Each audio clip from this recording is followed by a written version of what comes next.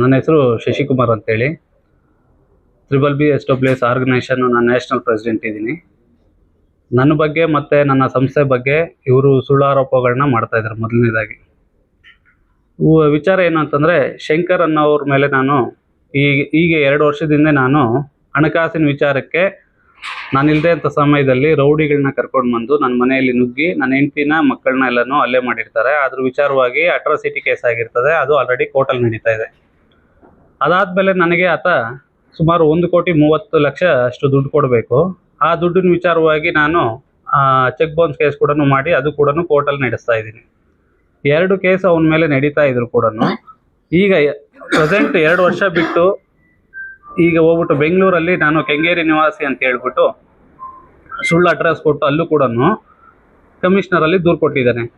ಹಾಗಾಗಿ ನನಗೆ ಕೂಡ ಒಂದು ಫೋನ್ ಕರೆ ಬರ್ತದೆ, ಈ ಥರ ನಿಮ್ಮ ಮೇಲೆ ಒಂದು ಆರೋಪ ಬಂದಿದೆ, ನೀವು ಬಂದು ವಿಚಾರಣೆಗೆ ಹಾಜರಾಗಿ ಅಂತ ಕೇಳ್ತಾರೆ. ನಾನು ಅಲ್ಲಿ CCBಗೆ ನಾನು ಹೋಗ್ತೀನಿ. ಅಲ್ಲಿ ಹೋಗಿ ನಾನು ಅವ್ರ ಮೇಲೆ ಆಗದಂಥ ಕೇಸು ಮತ್ತು ಅವನ ಮೇಲೆ ನನಗೆ ಕೊಡಬೇಕಾದಂಥ ದುಡ್ಡು ಸಾಕ್ಷಿಗಳು ನಾನೆಲ್ಲದನ್ನು ಕೊಟ್ಟು ಬಂದಿರ್ತೀನಿ. ಅದಾದ ಮೇಲೆ ಈಗ ಈ ಥರ ಒಂದು ಯಾರ್ಯಾರನ್ನೂ ಎತ್ಕಟ್ಟುವಂಥದ್ದು, ನನ್ನ ಮೇಲೆ ಸುಳ್ಳು ಆರೋಪಗಳು ಮಾಡೋವಂಥದ್ದು, ಈ ಥರದ್ದೆಲ್ಲನೂ ಮಾಡ್ತಾ ಇದ್ದಾರೆ. ಮತ್ತು ಆತ ನನಗೆ ಕೊಡಬೇಕಾದಂಥ ಎವಿಡೆನ್ಸ್ಗೂ ಕೂಡ ನನ್ನ ಹತ್ರ ಎಲ್ಲ RTGS ಮಾಡಿದ್ದೀನಿ. ಆತ ಯಾವ ಥರ ಮಾಡ್ತಾನೆ ಅಂತಂದರೆ, ಆತನು ಸ್ವಂತ ಅಕೌಂಟ್ಗೆ ಆತನು ಕೂಡ ಹಾಕ್ಕೊಳ್ಳಲ್ಲ. ಆತನ ತಂಗಿ ಕೈಲಿ ಕ್ಯಾಶ್ ತೊಗೊಳ್ಳೋವಂಥದ್ದು, ಅವ್ರ ತಂಗಿ ಅಕೌಂಟ್ಗಳಿಗೆ ಹಾಕ್ಸ್ಕೊಳ್ಳೋವಂಥದ್ದು, ಈ ಥರದ್ದೆಲ್ಲನೂ ಮಾಡೋವಂಥದ್ದು. ಡೈರೆಕ್ಟಾಗಿ ಆತನ ಅಕೌಂಟ್ಗೆ ಹಾಕ್ಸ್ಕೊಳ್ಳಲ್ಲ. ಈ ಥರದ್ದು ಆತ ನಿಜವಾಗ್ಲೂ ಮೋಸ ಮಾಡ್ತಾರದು ಆತ. ನನ್ನ ಅಕೌಂಟಿನ ಆತನಿಗೆ 88 ಲಕ್ಷ 90 ಲಕ್ಷ ಅಷ್ಟು ನಾನು RTGS ಮುಖಾಂತರ ಅಕೌಂಟ್ಗೆ ದುಡ್ಡು ಕೊಟ್ಟಿದ್ದೀವಿ. ಮೊದಲನೇದಾಗಿ ಮುಖಿತು ಕ್ಯಾಶ್ ಆಗಿ ಕೊಟ್ಟಿದ್ದೀವಿ. ಇದು ನನ್ನ ಹತ್ರ ಪ್ರೂಫ್ ಇದೆ. ಅದಕ್ಕೆ ಸಂಬಂಧಪಟ್ಟಂಥದ್ದು ಆತ ಮಾಡಿಕೊಟ್ಟಂಥ ಒಂದು ಸಾಲಗಾರರು ಪತ್ರ ಕೂಡ ಇದೆ. ಇದು ಗೊತ್ತಿಲ್ಲದೆ ನೋಟ್ರಿನೂ ಮಾಡ್ಸೋಕ್ಕಾಗಲ್ಲ. ಆತ ಬಂದು ಡೈರೆಕ್ಟಾಗಿ ನೋಟ್ರಿನೇ ಮಾಡಿಕೊಟ್ಟು ಹೋಗಿರೋಂಥದ್ದು ಇಷ್ಟು ಇದೆ.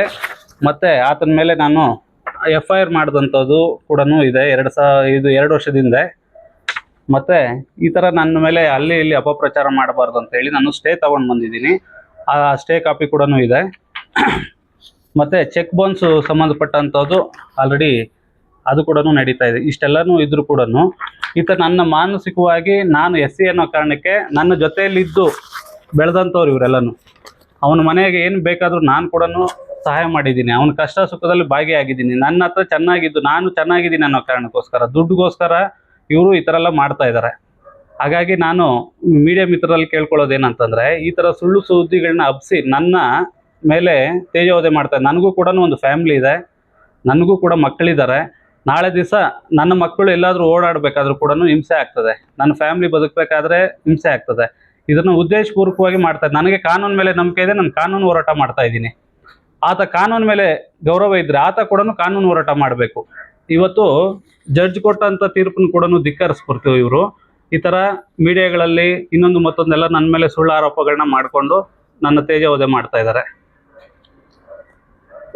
ಯಾವುದು ಆನೇಕಲ್ಲು ಬ್ಯಾಕ್ಗ್ರೌಂಡು, ಅಲ್ಲಿ ಅವರು ಪೊಲಿಟಿಷಿಯನ್ ಬ್ಯಾಕ್ಗ್ರೌಂಡ್, ಅವರು ಹೆಂಡತಿ ಕಡೆಯವರು ಎಲ್ಲ ಟೀಮ್ ಕಟ್ಕೊಂಡು ನಿನ್ನೆ ಬಂದು ಇಲ್ಲಿ ನನಗಾಗದೇ ಇರೋರ ಜೊತೆ ಎಲ್ಲ ಇವರೆಲ್ಲ ಸೇರಿಕೊಂಡು ಇದೊಂದು ಕುತಂತ್ರ ಇದು. ಆ ಥರ ಕೊಡಬೇಕಾದ್ರೆ ನನಗೆ ನನ್ನ ಅಕೌಂಟಿಗೆ 10 ರೂಪಾಯಿ ಬಂದಿದ್ರೆ ಈ ಕ್ಷಣ ಕೂಡ ನಾನು ಇಲ್ಲೇ ಈ ಕ್ಷಣದಲ್ಲಿ ಮಾಧ್ಯಮ ಮುಖಾಂತರ ನಾನು ಕ್ಲಿಯರ್ ಮಾಡೋದಕ್ಕೆ ರೆಡಿ ಇದ್ದೀನಿ. ಯಾರಿಗೋ ಹಾಕಿರೋ ದುಡ್ಡನ್ನ ಅವನು ಯಾರೋ ವ್ಯವಹಾರಗಳು ಮಾಡ್ಕೊಂಡಿರೋದು, ಅವರು ನನಗೆ ಡ್ರಾ ಮಾಡಿಕೊಟ್ರು, ಈ ಥರದ್ದೆಲ್ಲ ಊಹಾಪೋಹಗಳ ಮಾತುಗಳು ಹೇಳ್ತಾರೆ. ಇವತ್ತು ನಾನು ಆತನ ಅಕೌಂಟ್ಗೆ ಹಾಕಿದ್ದೀನಿ. ನನ್ನ ಹತ್ರ ಪ್ರೂಫ್ ಇದೆ ನೋಡಿ. ನನಗೆ ಕೊಟ್ಟಂಥ ಚಾಪ ಕಾಗದಗಳಿದ್ದಾವೆ, ಎಲ್ಲ ಇದೆ. ನಾನು ಅಕೌಂಟಿಗೆ ದುಡ್ಡು ಹಾಕಿದ್ದೀನಿ. ಇದು ಸುಳ್ಳಾಗ್ತದಾ? ಆತ ನನ್ನ ಅಕೌಂಟ್ಗೆ 10 ಪೈಸೆ ಹಾಕಿದ್ದೆ ನಾ ದುಡ್ಡು. ಇದೆಲ್ಲನೂ ಮಾನಸಿಕವಾಗಿ ಹಿಂಸೆ ಕೊಡಬೇಕು, ನಾನು ಕುಗ್ಗೋಗ್ಬೇಕು. ನಾನು ಒಂದು SC ಅನ್ನೋ ಒಂದು ಕಾರಣಕ್ಕೆ ತುಂಬ ನನಗೆ ತೊಂದರೆ ಕೊಡ್ತಾ ಇದ್ದಾನೆ. ಇದು ಆತ ಮುಂದುವರಿಸ್ಲಿ, ನಾನು ಕೂಡ ಕಾನೂನು ಹೋರಾಟದ ಮುಂದುವರಿಸ್ತೀನಿ. ಯಾವ ಥರ ಅಂದರೆ, ಅವ್ನು ನೋಡೋದಕ್ಕೆ ತುಂಬ ಇನ್ನೋಸೆಂಟ್ ಥರ ಮಾತಾಡ್ತಾನೆ. ನಾನು ಅವ್ನಿಗೆ ಎಷ್ಟು ಬುದ್ಧಿ ಹೇಳಿದ್ದೀನಿ, ನನ್ನ ಜೊತೆಯಲ್ಲಿ ಇದ್ದು ಬೆಳೆದಂಥವ್ರು. ನಾನು ಅವ್ನು ತುಂಬ ಬುದ್ಧಿ ಹೇಳಿದ್ದೀನಿ. ಎಷ್ಟೋ ಕಡೆ ಅವನು ಏನೇನೋ ಇಲ್ಲಿಗಲ್ ಕೆಲಸಕ್ಕೆ ಹೋಗ್ತಾ, ಅವನಿಗೆ ಬುದ್ಧಿ ಹೇಳಿದ್ದೀನಿ, ಈ ಥರದ್ದೆಲ್ಲ ಮಾಡಬೇಡ, ನಿನಗೂ ಒಂದು ಜೀವನ ಐತೆ, ಮಕ್ಕಳೈತೆ, ನಾಳೆ ಯಾವುದೇ ಒಂದು ರೀತಿ ಅದು ಹೆಚ್ಚು ಕಮ್ಮಿ ಆದರೆ ತೊಂದರೆ ಆಗ್ತದೆ. ನಾನು ಬುದ್ಧಿ ಹೇಳ್ದವನು ಇವತ್ತು ನನ್ನ ಮೇಲೆ ಈ ಥರ ಅಪಪ್ರಚಾರಗಳು ಮಾಡ್ತಾ ಇದ್ದಾನೆ. CCBಯಲ್ಲಿ ಕೊಟ್ಟಿದ್ದಾನೆ. ಆ CCBಗೂ ನಾವು ಅಷ್ಟೇ ಇವತ್ತು ನಿಮಗೆ ಯಾವ ಥರ ತಪ್ಪು ಮಾಹಿತಿ ಕೊಟ್ಟೋ ಅಲ್ಲೂ ಕೂಡ ತಪ್ಪು ಮಾಹಿತಿ ಕೊಟ್ಟಿದ್ದೇನೆ. ಅದಕ್ಕೆ ಸಂಬಂಧಪಟ್ಟಂಥ ಡಾಕ್ಯುಮೆಂಟ್ನ ನಾವು ಕೊಟ್ಟಿದ್ದೀವಿ. ಅಲ್ಲಿ ಕೂಡ ನಾನು ಪೊಲೀಸ್ ಮಹಾನಿರ್ದೇಶಕರ ಹತ್ರ ಹೋಗಿ ಕೂಡ ನಾನೇನು ಮಾಡಿಸ್ತೀನಿ, ಅಲ್ಲಿ ಪೊಲೀಸ್ ಮಹಾನಿರ್ದೇಶಕರು ಒಂದು ಆರ್ಡರ್ ಮಾಡ್ತಾರೆ, ಏನಂದರೆ ಇಬ್ರಿಗೂ ಎಂಡಾಸ್ಮೆಂಟ್ ಕೊಟ್ಟು ಕೋರ್ಟಲ್ಲಿ ಇತ್ಯರ್ಥಪಡಿಸ್ಕೊಳ್ಳೋದಕ್ಕೇ ಹೇಳಿ ಅಂತಲೂ ಹೇಳಿರ್ತಾರೆ. ಹಾಗಾಗಿ ಅದು ಅಲ್ಲಿಗೆ ಮುಗಿದಿದೆ. ಅವನು ಇಷ್ಟೆಲ್ಲ ಸಾಲದು ಅಂತ ಹೇಳ್ಬಿಟ್ಟು ಇವಾಗ ಮಾಡ್ತಾನೆ. ಸರ್ ಇವತ್ತು ಈ ಭಾರತದಲ್ಲಿ ಪ್ರತಿಯೊಬ್ಬರಿಗೂ ಒಂದು ರೈಟ್ಸ್ ಇದೆ, ಏನು ಯಾರ್ಯಾರ ಮೇಲೆ ಬೇಕಾದ್ರೂ ನಾನು ಕಂಪ್ಲೇಂಟ್ ಕೊಟ್ಟು ನನ್ನ ಮೇಲೂ ಕೌಂಟರ್ ಕಂಪ್ಲೇಂಟ್ ಕೊಡ್ಬೋದು. 2 ವರ್ಷದಲ್ಲಿ ನಾನು ಕಂಪ್ಲೇಂಟ್ ಕೊಟ್ಟಾಗ ಆತ ಕೂಡ ಕಂಪ್ಲೇಂಟ್ ಯಾಕೆ ಕೊಡಲಿಲ್ಲ? ಚೆಕ್ ಬೌನ್ಸ್ ಮಾಡಿದಾಗ ಆತ ಕೂಡ ನನ್ನ ಮೇಲೆ ಯಾಕೆ ಡೆಫಮೇಷನ್ ಹಾಕ್ಲಿಲ್ಲ? ಈ ಥರದ್ದೆಲ್ಲನೂ ಉದ್ದೇಶಪೂರ್ವಕವಾಗಿ ಇದನ್ನ ಮಾಡ್ತಾ ಇರೋಂಥದ್ದು. ಅಟ್ರಾಸಿಟಿ ಕೇಳೋದಕ್ಕೆ ಬಂದಿತ್ತಲ್ಲ, ರೌಡಿಗಳನ್ನ ಕರ್ಕೊಂಡು ಬಂದು ನಾನು ಇಲ್ಲದೆ ಇರೋ ಸಮಯದಲ್ಲಿ ಮನೆ ನುಗ್ಗಿ ಹೆಂಡತಿನ ಮಕ್ಕಳನ್ನ ಹೊಡೆದಿದ್ದಾನೆ. ಅದಕ್ಕೆ ಸಂಬಂಧಪಟ್ಟಂತ ಡಾಕ್ಯುಮೆಂಟ್ ಆಲ್ರೆಡಿ ನನಗೂ ಪೊಲೀಸ್ ಅವ್ರಿಗೂ ಕೊಟ್ಟಿದ್ದೀನಿ, ಕೋರ್ಟ್ಗೂ ಕೊಟ್ಟಿದ್ದೀನಿ. ಅದು ಕೋರ್ಟಲ್ಲಿ ನಡೀತಾ ಇದೆ. ಎರಡನೇದೇನಂತಂದ್ರೆ, ಇವತ್ತು ನಾವೊಂದು ರಿಯಲ್ ಎಸ್ಟೇಟ್ ಆಫೀಸು ಎಲ್ಲನೂ ಉದ್ಯಮದ ಒಂದು ನಡೆಸ್ತಾ ಇದ್ವಿ. ಅಲ್ಲಿ ಬಂದು ಏಕಾಏಕಿ ಒಂದು 20 ಜನನ ರೌಡಿಗಳನ್ನ ಕರ್ಕೊಂಡು ಬಂದು ಏಕಾಏಕಿ ಆಫೀಸ್ ಹತ್ರ ನುಗ್ಗಿ ಗಲಾಟೆ ಮಾಡ್ತಾನೆ. ನಮ್ಮನ್ನ ಕೇವಲವಾಗಿ ರೋಡಲ್ಲಿ ನಿಂತ್ಕೊಂಡು ಮಾತಾಡ್ತಾನೆ. ಅದಕ್ಕೆ ಸಂಬಂಧಪಟ್ಟಂತ CC ಕ್ಯಾಮ್ರಾಗಳು, ವಿಡಿಯೋಗಳು ಕೂಡ ನಾವು ಪೊಲೀಸ್ ಸ್ಟೇಷನ್ ಕೊಟ್ಟಿರ್ತೀವಿ. ಅದಾದ್ಮೇಲೆ ನೋಡಪ್ಪ ನೀವು ಈ ಥರವರು ಅಂತ ನನಗೆ ಗೊತ್ತಿಲ್ಲ ಅಂತೇಳಿ ಓನರು ಕೂಡ ನಮ್ಮನ್ನ ಖಾಲಿ ಮಾಡಿಸ್ತಾರೆ. ಇವತ್ತು ಅವನಿಂದ ನಾವು ಆರ್ಥಿಕ ಸಂಕಷ್ಟನ ಎದುರಿಸ್ತಾ ಇದ್ದೀವಿ. ಆದರೂ ಕೂಡ ನಮ್ಮನ್ನ ಇನ್ನಷ್ಟು ಕಾಡ್ತಾ ಇದ್ದಾನೆ. ಅವನು ಏನೇ ಕಾಡಿದ್ರು ಕೂಡ ನಾನು ಕಾನೂನಲ್ಲಿ ನನಗೆ ನಂಬಿಕೆ ಇದೆ, ನಾನು ಕಾನೂನು ಹೋರಾಟನೇ ಮಾಡ್ತೀನಿ. ಅವನು ಬೇರೆ ಯಾವುದೇ ಒಂದು ವ್ಯಕ್ತಿಗಳನ್ನ ಗುಂಪು ಕಟ್ಕೊಂಡು ಬಂದು ನನ್ನ ಮನೆ ಹತ್ರ ಬಂದು, ನಾನೇನು ಯಾವುದೇ ಒಂದು ಸರ್ಕಾರದ ಒಂದು ಪ್ರತಿನಿಧಿ ಅಲ್ಲ, ನಾನು ಒಂದು ಸರ್ಕಾರದ ಒಂದು ಎಂಪ್ಲಾಯ್ನೂ ಅಲ್ಲ, ನನ್ನ ಮನೆ ಹತ್ರ ಬಂದು ಸ್ಟ್ರೈಕ್ ಮಾಡ್ತೀನಿ ಅದು ಇದು ಅಂತ ಹೇಳಿ ಮಾತಾಡ್ತಾ ಇದ್ದಾರೆ. ಅವ್ರು ಹೇಗೆ ಮಾಡ್ತಾರೋ ಅವರು ಮಾಡೋಷ್ಟು ಅವ್ರಿಗಿದ್ರೆ ನಾನು ಕೂಡ ನನ್ನ ಒಂದು ಕಾನೂನು ಶಕ್ತಿ ನಾನು ಕೂಡ ಹೋರಾಟ ಮಾಡ್ತೀನಿ. ಮಾಡ್ತಾ ಇದ್ದಾರೆ ಸರ್ ಅವರು ಹೇಳ್ತಾ ಇದ್ದಾರೆ. CCBಯಲ್ಲಿ ಇನ್ನೊಂದು ವಿಚಾರನೂ ಇದೆ, ಏನಂತಂದ್ರೆ ಅವನು ಕೊಡ್ಸಂತ ಒಂದು TV, ಫ್ರಿಜ್ಜು, ವಾಷಿಂಗ್ ಮಿಷಿನ್, ನಾನು ಓಡೋಂಥ 2 ವೀಲರು, ಕಾರು ಸಮೇತ ಎಲ್ಲ ಕೊಡಿಸಿದ್ದಾನೆ ಅಂತವ್ ನನಗೆ.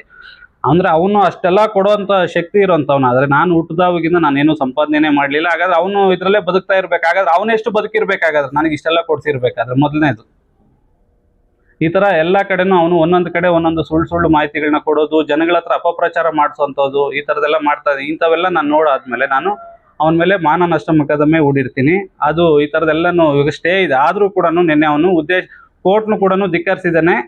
ಅದು ನೆಕ್ಸ್ಟ್ ಕಾನೂನಲ್ಲಿ ಅವ್ನಿಗೆ ಏನು ಪನಿಷ್ಮೆಂಟ್ ಆಗ್ತದೋ ಹಾಗೆ ಆಗ್ತದೆ. ಇದು ಒಂದು ಕ್ರಿಮಿನಲ್ ಕೇಸ್ ಕೂಡ ಹಾಗೆ ಆಗ್ತದೆ. ಬಂದಿದ್ರಲ್ಲ ಅವ್ರು ಯಾರ ಮುಖಗಳು ನಾನು ನೋಡೇ ಇರಲಿಲ್ಲ. ಎಲ್ಲ ಅವನು ಫ್ಯಾಮಿಲಿ ಬ್ಯಾಕ್ಗ್ರೌಂಡು ಎಲ್ಲ ರೌಡಿ ಬ್ಯಾಕ್ಗ್ರೌಂಡೇ ಇದೆ ಅವನಿಗೆ ಟೋಟಲು. ಯಾಕಂದ್ರೆ ನಾನು ಫಸ್ಟೇ ನನ್ನ ಮನೆ ಹತ್ರನೇ ರೌಡಿಗಳನ್ನ ಕರ್ಕೊಂಡು ಬಂದು ಜಗಳ ಮಾಡಿಸಿರ್ತಾನೆ. ಇದೆಲ್ಲ ಆದಮೇಲೆ ಕೂಡ ನಾನು ಆದಷ್ಟು ನಮಗೆ ಈ ಲೋಕಲಲ್ಲಿ ಯಾಕೆ ಸುಮ್ಮನೆ ಬೇಡ, ಇವತ್ತಿಲ್ಲ ನಾಳೆ ಸೊರೋಗ್ತದೆ ಅಂತ ನಾವು ಅನ್ಕೊಂಡಿದ್ರೆ ಇವನು ದಿನೇ ಜಾಸ್ತಿ ಮಾಡ್ತಾ ಇದ್ದೇನೆ ಹೊರತು ಕಮ್ಮಿ ಮಾಡಿಲ್ಲ ನಾನು. ಹಾಗಾಗಿ ಕಾನೂನಲ್ಲಿ ಅವನಿಗೆ ಕಾನೂನು ಮೇಲೆ ನಂಬಿಕೆ ಇದೆ, ಕಾನೂನು ಹೋರಾಟ ಮಾಡಬೇಕು. ಯಾಕಂದ್ರೆ ಇವತ್ತು ಚೆಕ್ ಬೌನ್ಸ್ ಕೇಸ್ ನಡೀತಾ ಇದೆ ಕೋರ್ಟಲ್ಲಿ, ಅಟ್ರಾಸಿಟಿ ಕೇಸ್ ನಡೀತಾ ಇದೆ. ಅವನಿಗೆ ಕಾನೂನಲ್ಲಿ ಒಂದು ಚೂರನ್ನು ಭಯ ಇಲ್ದಂಗೆ ಆಗ್ಬಿಟ್ಟಿದೆ. ಉದ್ದೇಶನ ಇಟ್ಕೊಂಡು ಇದೆಲ್ಲ ಮಾಡ್ತಾ ಇದ್ದಾನೆ ಅಷ್ಟೇ. ದಿನ್ಶಾ ವೆಲ್ಫೇರ್ ಸೊಸೈಟಿ ಅನ್ನೋಂಥದ್ದು ಇದು ನ್ಯಾಷನಲ್ NGO. ಇದು ಆ NGOದಲ್ಲಿ ನಾನು ಪ್ರೆಸಿಡೆಂಟ್ ಆಗಿದ್ದೀನಿ. ನಾವು ಆದಿವಾಸಿ ಜನಾಂಗ ಕಾಡಲ್ಲಿ ವಾಸ ಮಾಡ್ತಾ ಇರೋಂಥವ್ರನ್ನ ಜೀವನನ ನಾವು ಒಂದು ಸರ್ವೆ ಮಾಡ್ತಾ ಇದ್ದೀವಿ. ಯಾವ ಥರ ಅವರು ಜೀವನ ಮಾಡ್ತಾ ಇದ್ದಾರೆ, ಆರೋಗ್ಯ ಶೈಲಿ ಏನು, ಇವ್ರದ್ದು ಊಟ ಉಪಚಾರ ಏನು, ಈ ಥರದ್ದು ನಾವು ಎಂಟೈರ್ ನ್ಯಾಷನಲ್ ಲೆವೆಲಲ್ಲಿ ನಾವು ಸರ್ವೆ ಕಾರ್ಯಕ್ರಮಗಳನ್ನ ಮಾಡ್ತಾ ಇದ್ದೀವಿ. ಸಹಕಾರ ಗಮನಕ್ಕೆ ನಾವು ತಗೊಂಡು ಬರ್ತಾ ಇದ್ದೀವಿ. ಈ ಥರದ್ದೆಲ್ಲನೂ ಮಾಡ್ತಾ ಇದ್ದೀವಿ. ಆತ ಕೂಡ ನಮ್ಮ ಜೊತೆಲಿ ಒಂದಷ್ಟು ದಿನ ಬಂದಿದ್ದ, ಎಲ್ಲ ಆಗಿತ್ತು. ಇದನ್ನೆಲ್ಲ ಉದ್ದೇಶ ಇಟ್ಕೊಂಡು ನನಗೆ ನನ್ನ ಸಂಸ್ಥೆಗೆ ಕೆಟ್ಟ ಹೆಸರು ತರೋಂಥದ್ದು ಮಾಡ್ತಾ ಇದ್ದೀನಿ. ಇಡೀ ದೇಶದಲ್ಲಿ ನಾನು ಮಾಡ್ತಾ ಇರೋದು ನನ್ನ ಸಂಸ್ಥೆಯಿಂದ ನಾನು ಒಳ್ಳೆ ಕೆಲಸಗಳೇ ಮಾಡ್ತಾ ಇರೋದು. ಯಾವತ್ತೂ ಅಷ್ಟೇ ಈ ಥರ ಹೇಳ್ದಂಗೆ ನಾನು ಡಬಲ್ ಮಾಡ್ಕೊಡ್ತೀನಿ, ಇನ್ನೊಂದು ನಂದು ಯಾವುದೇ ಒಂದು ಕಂಪನಿ ಇಲ್ಲ, ಮತ್ತೊಂದಿಲ್ಲ, ಯಾವುದೂ ಇಲ್ಲ. ಇದೆಲ್ಲನೂ ನಮ್ಮನ್ನ ಒಂದು ತೇಜೋವಧೆ ಮಾಡುವಂಥದ್ದೇ ಕೆಲಸ ಆಗಿದೆ. ಹಾಗಾಗಿ ಇವ್ರಿಗೆ ತಕ್ಕ ಶಿಕ್ಷೆ ನಾನು ಕಾನೂನಲ್ಲಿ ಹೋರಾಟ ಮಾಡಿ ಅವ್ರಿಗೆ ಶಿಕ್ಷೆ ಕೊಡಿಸ್ತೀನಿ. ಇದು ರಾಜ್ಯಗಳಲ್ಲಿ ಇವತ್ತು ತನಕ ನನ್ನ ಮೇಲೆ ಯಾವುದೋ ಒಂದು ಈ ಥರದ್ದೆಲ್ಲ ಇಲ್ಲ. ಫಸ್ಟ್ ಟೈಮ್ ಇವನೇ ಈ ಥರ ಮೀಡಿಯಾ ಕೂತ್ಕೊಂಡು ಬಂದು ಮಾತಾಡ್ತಾರಂಥದ್ದು. ಏನಂತಂದು ವಿಚಾರ, ನನ್ನ ಒಂದು ಏಳಿಗೆನೆ ಸಹಿಸ್ಕೊಳಕ್ಕಾಗದೆ ನನ್ನ ಜೊತೆಯಲ್ಲಿದ್ದಂಥವ್ರು ಒಂದು ಇದನ್ನೆಲ್ಲ ಬೇಕಾಗೆ ಮಾಡ್ತಾ ಇರೋಂಥದ್ದು. ಇದರಲ್ಲಿ ನಾನು ಹೆಸರನ್ನ ಪ್ರಸ್ತಾಪ ಮಾಡ್ತೀನಿ. ಶಂಕರು ಅವ್ರ ಫ್ಯಾಮಿಲಿ ನಮ್ಮನ್ನ ಬೇಕಾಗಿ ತುಳಿಬೇಕು ಅನ್ನೋ ಒಂದು ಕಾರಣಕ್ಕೇನೆ ಮಾಡ್ತಾ ಇದ್ದಾರೆ. ನಾನೊಂದು SC ಅನ್ನೋ ಒಂದು ಕಾರಣ, ಇದು ಮೇನು SCನೇ. ಪ್ರತಿಯೊಂದು ಕಡೆ ಹೇಳಿದ್ದಾನೆ ಅವನು, ಅವ್ರ ಮನೇಲಿ ಅನ್ನ ನೀರು ತಿಂದ್ಬಿಟ್ಟಿದ್ದೀವಿ, ನಾನು ಎಷ್ಟು ದೇವಸ್ಥಾನಗಳು ಎಷ್ಟು ಸಮುದ್ರಗಳು ಮುಳುಗಿದ್ರು ಕೂಡ ಅವನು ಇದರಲ್ಲಿ ಇದಾಗಲ್ಲ ಅಂತೇಳಿ ಅಂಥದ್ದೆಲ್ಲ ನನ್ನ ಹತ್ರ ಎವಿಡೆನ್ಸ್ ಇದೆ. ಆತ ಏನೇನೋ ಮಾತಾಡ್ತಾನೆ ಬಾಯಿಗೆ ಬಂದಂಗೆ. ಆಮೇಲೆ ಅದಕ್ಕೆಲ್ಲ ನಾನು ಉತ್ತರ ಅಲ್ಲಿ ನಾನು ಕೋರ್ಟಲ್ಲಿ ಕೊಟ್ಕೊಳ್ತೀನಿ. ಕೋರ್ಟ್ ಇದೆ, ಎಲ್ಲರಿಗೂ ಒಂದೇ ನ್ಯಾಯ ಸಿಗ್ತದೆ. ಕೋರ್ಟಲ್ಲಿ ಯಾರು ತಪ್ಪಿರ್ತದೋ ಯಾರು ಸರಿ ಇರ್ತದೋ ಅನ್ನೋದು ಆ ಕೋರ್ಟ್ ಡಿಸೈಡ್ ಮಾಡ್ತದೆ. ಇಲ್ಲಿ ಯಾರೋ 3ನೇ ವ್ಯಕ್ತಿ ಬಂದು ಕೋರ್ಟಲ್ಲಿ ನಡೀತಾ ಇರೋಂಥದ್ರ ವಿಚಾರದಲ್ಲಿ ಬಂದು ತಲೆ ಹಾಕುವಂಥದ್ದು ಇಲ್ಲ. ಆತನೂ ಬಂದ್ರೆ ಕಾನೂನು ಹೋರಾಟ ಇದೆ ಎಲ್ಲಾರ್ಗು ಅಷ್ಟೇ. ನನ್ನ ಹತ್ರನೇ ಇದ್ದಿತ್ತು, 15 ವರ್ಷದಿಂದ ನನ್ನ ಜೊತೆಯಲ್ಲಿ ಇದ್ದಾನೆ, ಒಂದು ಫ್ಯಾಮಿಲಿ ಫ್ರೆಂಡ್ ತರ ಇದ್ದ. ಈಗ ಏನೇ ಇದ್ರು ನೋಡಿ ಕೊಡ್ಬೇಕು ಬಿಡ್ಬೇಕು ಇನ್ನೊಂದು ಮತ್ತು ನಾವುಗಳು ಡಿಸೈಡ್ ಮಾಡ್ಕೊಬೋದಾಗಿತ್ತು, ಕುಂತು ಚರ್ಚೆ ಮಾಡ್ಬೋದಾಗಿತ್ತು. ಇದನ್ನೆಲ್ಲ ಬಿಟ್ಟು ಉದ್ದೇಶಪೂರ್ವಕವಾಗಿ ನನ್ನ ರೋಡ್ ತರ್ಬೇಕು ಅನ್ನೋದೇ ಒಂದು ಉದ್ದೇಶ ಆಗಿದೆ. ಆತ ಇನ್ನೊಂದೇನಂತಂದ್ರೆ ನೋಡಿ ವೆಂಕಟೇಶಪ್ಪ ಅನ್ನೋರು ಇವರು ಕೂಡ ಇವ್ರ ಹತ್ರ ಕೂಡ ದುಡ್ಡು ಹಾಕ್ಸ್ಕೊಂಡಿದ್ದಾರೆ. ದುಡ್ಡು ಹಾಕ್ಸ್ಕೊಂಡು ಅವ್ರಿಗೂ ಕೂಡ ಜಾಬ್ ಕೊಡಿಸ್ತೀನಿ ಅಂತೆಲ್ಲಾನು ಇವರು ಕೂಡ ಕೋರ್ಟಲ್ಲಿ ಆಲ್ರೆಡಿ ಕೇಸ್ ಹಾಕಿದ್ದಾರೆ ಅವನ ಮೇಲೆ. ಇಷ್ಟೆಲ್ಲ ಇದ್ದು ನನ್ನ ಮೇಲೆ ಆರೋಪ ಮಾಡುವಂಥದ್ದು ಏನಿದೆ? ನಮ್ಮ ಅಕೌಂಟ್ಗೆ ಏನಾದ್ರು ದುಡ್ಡು ಬಂದಿದೆಯಾ? ನನ್ನ ಅಕೌಂಟಿಂದ ನಿನ್ನ ಅಕೌಂಟ್ಗೆ ದುಡ್ಡು ಬಂದಿರೋವಂಥದ್ದು ನೋಡಿ. ಈಗ ಅವ್ರ ಅಕೌಂಟಿಂದ ಅವ್ನಿಗೆ ಹೋಗಿದೆ. ಈ ಥರದ್ದು ಅವನು ತಪ್ಪು ಮಾಡ್ಬಿಟ್ಟು ನಮ್ಮನ್ನ ತಪ್ಪಾಸ್ತ ಮಾಡ್ತಾ ಇರೋದು ಎಷ್ಟು ಸರಿ ಇದು? ನನಗೆ ಕೊಡ್ಬೇಕಾದಂಥದ್ದು ನೋಡಿದ್ರಲ್ಲ ಸರ್, ಬಾಂಡ್ ಪೇಪರ್ ಎಲ್ಲ ಇದೆ. ಅಕೌಂಟಿಂದ ಅವನು ಅಕೌಂಟ್ಗೆ ಹೋಗಿದೆ. ಯಾರು ಕೊಡ್ಬೇಕಾಗ್ತದೆ?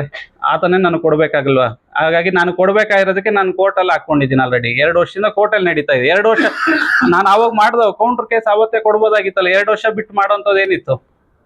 ಇವತ್ತು ಇದನ್ನೆಲ್ಲ ಉದ್ದೇಶಪೂರ್ವಕವಾಗಿ ಮಾಡೋಂಥದ್ದು. ನಾನು ಕೂಗ್ತೀನಿ ಈ ಥರ ಎಲ್ಲ ಮಾಡಿದ್ರೆ ನಾನು ಖಂಡಿತವಾಗ್ಲೂ ನನಗೆ ಕಾನೂನು ಮೇಲೆ ನನಗೆ ನಂಬಿಕೆ ಇದೆ. ನಾನು ಕಾನೂನು ಹೋರಾಟ ಮಾಡೇ ಮಾಡ್ತೀನಿ. ಸರ್ ಮನೆ ಹತ್ರ ಹೋದಾಗ ಪರಿಚಯ ಆಗಿದ್ರು, ಯಾರೋ ಶಂಕರ್ ಅನ್ನೋರು. ಪರಿಚಯ ಆದಾಗ ನನಗೆ ಪೊಲಿಟಿಕಲ್ ಬ್ಯಾಕ್ಗ್ರೌಂಡ್ ಇದೆ. ಆನೇಕಲ್ಲಲ್ಲಿ ನಮ್ಮ ಮಾವರು ವಿಧಾನಸೌಧದಲ್ಲಿ ಕೆಲಸ ಮಾಡ್ತಾರೆ. ಆಮೇಲೆ ನಾನು ನರಸಾಪುರ ಇಂಡಸ್ಟ್ರಿಯಲ್ನಲ್ಲಿ ನಾನು ಫ್ಯಾಕ್ಟ್ರಿ HR ಮ್ಯಾನೇಜರ್ ಎಲ್ಲ ನನಗೆ ಪರಿಚಯ ಇದ್ದಾರೆ. ಯಾರಾದರೂ ನಿನಗೆ ಗೊತ್ತಿರೋರಿದ್ರೆ ಸ್ವಲ್ಪ ಕೆಲಸ ಕೊಡಿಸ್ತೀನಿ ಹೇಳಿ ಅಂತ ಹೇಳಿದಾಗ ನಾವು ಫೋನಲ್ಲಿ ಏನೂ ಡಿಸ್ಕಷನ್ ಮಾಡಿರಲಿಲ್ಲ. ಅದು ಫೋನಲ್ಲಿ ಮಾತಾಡಬಾರ್ದು ಹಂಗೆ ಅಂತ ಹೇಳಿದಾಗ ಸರಿ ಆಯಿತು, ನಾನು ನಮ್ಮ ಅಣ್ಣನ ಮನೆಗೆ ಒಂದು ಕೆಲಸ ಬೇಕಾಗಿತ್ತು, ಹಂಗಿದ್ರೆ ಮಾಡಿಕೊಡಪ್ಪ ಅಂತ ಹೇಳಿದ್ದೆ. ಸೊ ಡಿಮ್ಯಾಂಡ್ 10 ಲಕ್ಷ ಮಾಡಿದ್ದ. 7.5 ಲಕ್ಷ ರೂಪಾಯಿ ಕ್ಯಾಶಲ್ಲಿ ಕೊಟ್ಟಿದ್ದೀನಿ. 4 ಲಕ್ಷ ರೂಪಾಯಿ ಅವ್ರ ತಂಗಿ ಅಕೌಂಟ್ಗೆ ಹಾಕ್ಸ್ಕೊಂಡಿದ್ದಾನೆ, ರಾಧವ ಅಂತ ಅಕೌಂಟ್ಗೆ ಹಾಕ್ಸ್ಕೊಂಡಿದ್ದಾನೆ. ಟ್ರಾನ್ಸಾಕ್ಷನ್ ಎಲ್ಲ ಇದೆ. ನಾನು ಇದ್ರ ಪರವಾಗಿ ನಾನು ಪೊಲೀಸ್ ಸ್ಟೇಷನಲ್ಲಿ ಕಂಪ್ಲೇಂಟ್ ಕೊಡೋಕೆ ಹೋಗಿದ್ದೆ. ಸಿವಿಲ್ ಮ್ಯಾಟ್ರು ಇದು, ನೀವು ಕೋರ್ಟ್ಗೆ ಹೋಗಿ ಅಂತ ಹೇಳಿದ್ರು. ಹಂಗಾಗಿ ನಾನೇನು ಮಾಡಿದೆ, ಕೋರ್ಟಲ್ಲಿ ಇದು ಪಿಟಿಷನಾಗಿ PCRಗೆ ಅಪ್ಲೈ ಮಾಡಿದ್ದೀನಿ. ನಾನು ಕಾನೂನು ಹೋರಾಟ ಮಾಡಿ ಅವ್ರ ಮೇಲೆ ಏನಾದರೂ ಅವ್ರಿಗೆ ಆಗಬೇಕು, ಕಾನೂನು ಅವ್ರಿಗೆ ಶಿಕ್ಷೆ ಆಗಬೇಕು ಅಂತ ನಾನು ಹೋರಾಡ್ತಾ ಇದ್ದೆ. ನನಗೂ ಅನ್ಯಾಯ ಆಗಿದೆ ಸರ್ ಅವ್ರ ಕಡೆಯಿಂದ, ಶಂಕರ್ ಕಡೆಯಿಂದ ಇಂಜೆಕ್ಷನ್ ಮಾಡಿದ್ದೀನಿ. ಹೇಳ್ತಾನೆ ನೀನು ಫೋನೇ ಮಾಡಿಲ್ಲ ಹೀಗೆ ಅಂತ ಹೇಳ್ತಾನೆ. ಮೊದಲೇ ಮಾತುಕತೆ, ಫೋನುಗಳಲ್ಲಿ ಏನು ಡಿಸ್ಕಷನ್ ಮಾಡಬಾರ್ದು, ಸೀಕ್ರೆಟಾಗಿ ಮಾಡಬೇಕಾಗೆ. ಕೊಟ್ಟಿದ್ದು ನಂದು ತಪ್ಪಿದೆ. ಹಾಗಾಗಿ ನಾನು ಕೋರ್ಟಲ್ಲಿ ಅದನ್ನು ನಿಭಾಯಿಸ್ತಾ ಇದ್ದೀನಿ. ಅಕೌಂಟ್ ಟ್ರೂತ್ ಮಾಡಿದ್ದೀನಿ. ಆಮೇಲೆ ನನ್ನ ಬಾಬೈದ್ರ ಕೈಯಲ್ಲಿ ಅವ್ರ ತಂಗಿಗೆ ಇದು ಶ್ರೀನಿವಾಸ ನರ್ಸಿಂಗ್ ಹೋಮ್ಗೆ ತಗೊಂಡೋಗಿ ಕೊಟ್ಟಿರೋದು. ಅಲ್ಲೇ CC ಫೋಟೇಜ್ ತೆಗೆದ್ರೆ ಸಿಗ್ತದೆ. ಇಷ್ಟೇ ಶಶಿಕುಮಾರ್ ಅವ್ರ ಮುಖಾಂತರ ಪರಿಚಯ ಆಗಿದೆ. ಅವಾಗ ಅಂದರೆ ಇವ್ರೇನು ಪರಿಚಯ ಮಾಡಿಸಿರಲಿಲ್ಲ ನನಗೆ. ಇವ್ರ ಮನೆ ಹತ್ರ ಬಂದಾಗ ಹೋದಾಗ ಹಂಗೆ ಲಿಂಕಪ್ ಆಗಿತ್ತು. ನನ್ನ ಹೆಸರು ನಾಣಸ್ವಾಮಿ ಅಂತ. ನಾವು ಕೋಲಾರನವರು. ಶಶಿಯವರು ನಮಗೆ ಪರಿಚಯ ಇದೆ, ಶಂಕರ್ ನಮಗೂ ಪರಿಚಯ ಇದೆ. 2 ವರ್ಷದಿಂದ ಅವರು ನಮಗೆ ಪರಿಚಯ ಆಗಿತ್ತು. ಇದು ಹಣದ ವಿಷಯದಲ್ಲಿ ನನಗೂ ಗೊತ್ತಿದೆ, ಇವ್ರ ಹತ್ರ ತೊಗೊಂಡಿರೋದು. ನಾನು ಒಂದು ವಿಷಯದಲ್ಲಿ ಕೂತ್ಕೊಂಡು ಮಾತಾಡುವಾಗ ಹಣದ ವಿಷಯದಲ್ಲಿ ಮಾತಾಡಿ ಇವರು ಕೊಟ್ಟಿದ್ದು ನಾನು ನೋಡಿದ್ದೀನಿ. ಯಾವುದೇ ಕ್ಯಾಶ್ ಮುಖಾಂತರ ಇಲ್ಲ, ಎಲ್ಲ ಅಕೌಂಟ್ ಮುಖಾಂತರ ಕೊಟ್ಟಿದ್ದಾರೆ. ಈಗ ಅವರು ಹಣ ಕೇಳಕ್ಕೆ ಹೋದಾಗ ಇವ್ರ ಮೇಲೆ ದೌರ್ಜನ್ಯ ಮಾಡ್ತಾ ಇದ್ದಾರೆ. ಇವರು SC ಅಂತ ಹೇಳಿ ಗೊತ್ತಾಗಿ ಏನು ಮಾಡೋಕ್ಕಾಗಲ್ಲ ಇವ್ರನ್ನ ಅಂತ ಹೇಳ್ಬಿಟ್ಟು ಇವ್ರ ಮೇಲೆ ಭಾರಿ ದೌರ್ಜನ್ಯ ಮಾಡ್ತಾ ಇದ್ದಾರೆ.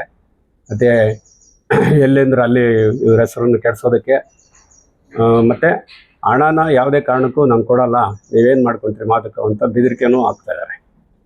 ದಯವಿಟ್ಟು ಇವರು ಹಣ ಬರಬೇಕು, ಮತ್ತು ಇವರು SC ಅನ್ನೋ ಉದ್ದೇಶಕ್ಕೆ ಭಾರಿ ಇವ್ರ ಮೇಲೆ ದೌರ್ಜನ್ಯ ಮಾಡ್ತಾ ಇದ್ದಾರೆ. ಅದು ನಿಲ್ಲಿಸಬೇಕು.